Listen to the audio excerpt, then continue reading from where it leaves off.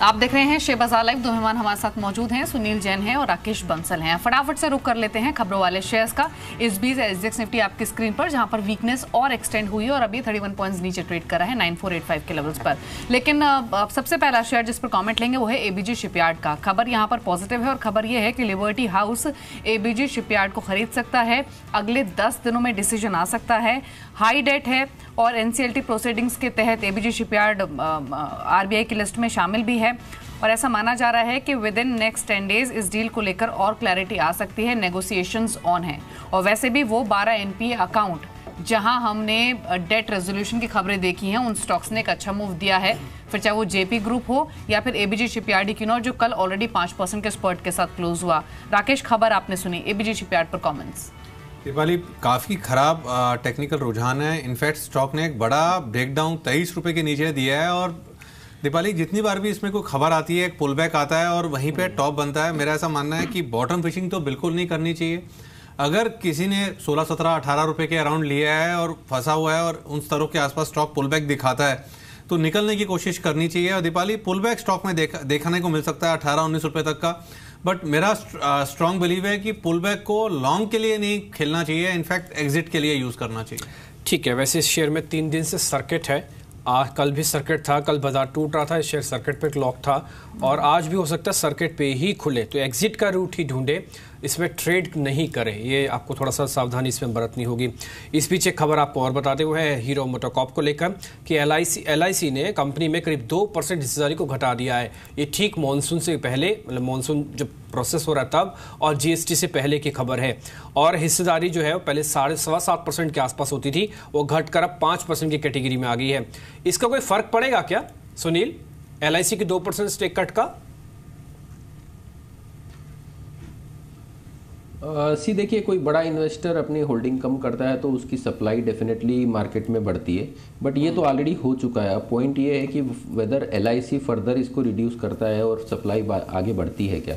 तो मुझे नहीं लगता कि एलआईसी, अगर आप देखेंगे तो उसकी जो ट्रेडिंग पैटर्न है वो जब प्राइजेस बहुत ज़्यादा गिरती है तो उस समय खड़े रहता है और परचेज करता है, और जब प्राइजेस बढ़ने लगती है या अच्छी उसको रिटर्न मिलने लगता है तो उसे वो बेचता है। तो इट्स मोर ऑफ मुझे लगता है कि एलआईसी का रेगुलर प्रोसेस है और उसी में वो काम कर रहा है और उससे मुझे नहीं लगता कोई बहुत ज़्यादा थ्रेटन होना चाहिए।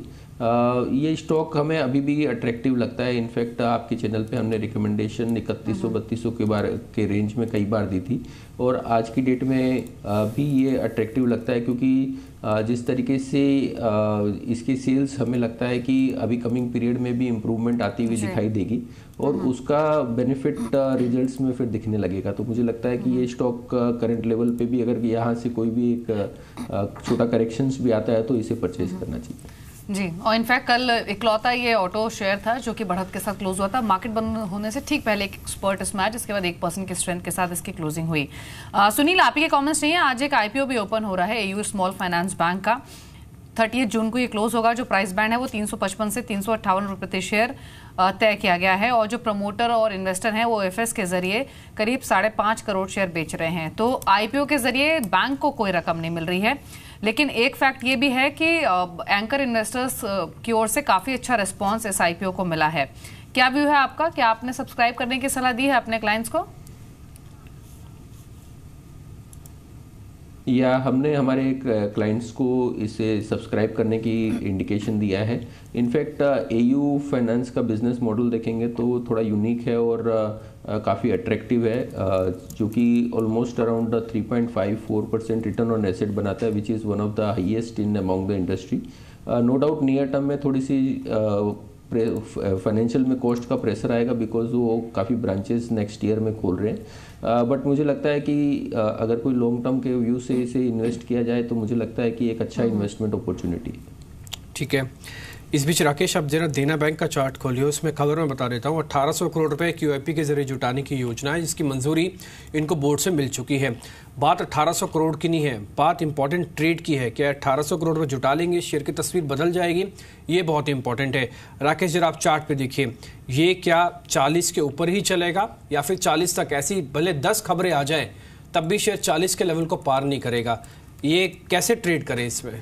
देखिए डिम्पी काफ़ी खराब टेक्निकल स्ट्रक्चर है। पॉजिटिव चीज़ यही है डिम्पी, जैसे आपने मेंशन करा कि QIP की न्यूज़ है, उसी के चलते देखें तो कल ये वन ऑफ दोस्त PSU बैंक था जिसने कल गिरावट में पार्टिसिपेट नहीं करा। बट ऐसा कोई डिम्पी टेक्निकल स्ट्रक्चर नहीं है कि यहाँ पे किसी तरह की बाई साइड के ट्रेड लिए जाएं। ऊपर में 35-36 एक स्ट्रॉन्ग सप्लाई एरिया है, ये लेवल्स टूटेंगे तब 40 के लेवल्स शायद देखने को मिले। फॉर द टाइमिंग मेरा ऐसा मानना है वेट एंड वॉच करना चाहिए। एक्चुअली दीपाली हमने 35 के लेवल इसलिए राकेश से पूछवाया जानबूझ के, क्योंकि एक खबर आएगी ना तो आप देखेंगे 34.5-35 तक ये शेयर चला जाएगा। वहां पे ट्रेडर्स सोचेंगे पॉजिटिव खबर है, इसको प्लस कर लेनी चाहिए, और वहीं पे ट्रैप हो जाएंगे। ये 35 से 36 की सप्लाई रेंज है, या तो इसके नीचे आपको 32 में मिले तब प्लस कीजिए, या तो 36 के ऊपर आए तब प्लस कीजिए। ये 35 वाला रेंज नहीं करनी है आपको। ये QIP 35 तक हो सकता है ले आए, मत कीजिएगा प्लस, बिल्कुल मत कीजिए। आज के दौर पे छूट जाएंगे ना, सेफ्टी फर्स्ट, छोड़ दीजिएगा आज के दौर पे जी। लेकिन इसके अलावा 2 स्टॉक्स और हैं जिन पर आप ध्यान दे सकते हैं। एक तो गेटवे डिस्ट्रिक्ट पार्क जो शायद थोड़ा कमजोर रहे आज के सेशन में, और एक क्विक हील जो कि मजबूत हो सकता है। खबर अब आपको बता देते हैं, जो GNPT एयरपोर्ट पर साइबर अटैक हुआ है उसके बाद गेटवे डिस्ट्रिक्ट पार्क का जो एक टर्मिनल है वहां पर कामकाज बंद है। टोटल 3 टर्मिनल है जिसमें से एक टर्मिनल पर कामकाज बंद किया गया है। हालांकि कोशिश की जा रही है जो सिचुएशन है उसको कंट्रोल करने की, लेकिन शिपिंग मिनिस्ट्री की ओर से भी स्टेटमेंट आया है। उन्होंने कहा है कि जो ये मालवेयर अटैक हुआ है उस सिचुएशन को वो एनालाइज कर रहे हैं, एड्रेस कर रहे हैं, और फिलहाल जो ग्लोबल मालवेयर अटैक हुआ है उसकी वजह से जो गेटवे टर्मिनल्स हैं इंडिया के उनको डाउन किया गया है। क्विक हील यहाँ पर एक बेनिफिशियरी हो सकता है क्योंकि ये साइबर सिक्योरिटी सिस्टम्स बनाती है कंपनी, और हाल ही में कई इंस्टीट्यूशंस ने इसको अपग्रेड भी किया है। क्विक हील पर क्या व्यू है आपका सुनील?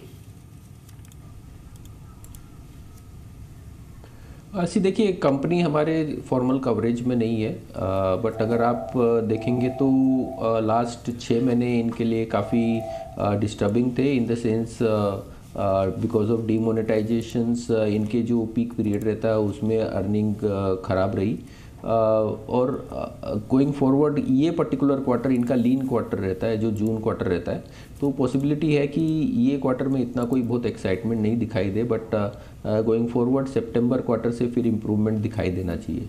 तो ऐसी कोई जल्दी मुझे नहीं लगता कि ऊपर चढ़ के लेने वाली स्टॉक में होनी चाहिए। अगर कोई प्राइसेस अच्छे अट्रैक्टिव लेवल पे रहते हैं तो इस स्टॉक को देखा जा सकता है। ठीक है, इस बीच समित चौहान भी मेरे साथ जुड़ चुके हैं एंजल ब्रोकिंग से। समित, शुक्रिया समय देने के लिए। अभी मैं आपसे निफ्टी और बैंक निफ्टी के डाटा डिस्कस करूंगा, 8:30 बजे हम डिटेल एनालिसिस पे करेंगे। लेकिन एक शेयर है जो कल से ही मेरी नज़र में है, वो है वोखार्ड, क्योंकि इसके अंदर आप देखिए वॉल्यूम काफ़ी स्ट्रांग है और ये फार्मा का फ्लेवर भी लेके बैठा हुआ है। एग्रेसिव और डिफेंसिव दोनों का प्ले इसके अंदर है। समित, आज आप वोखार्ड ट्रेड करेंगे या फिर नहीं करेंगे?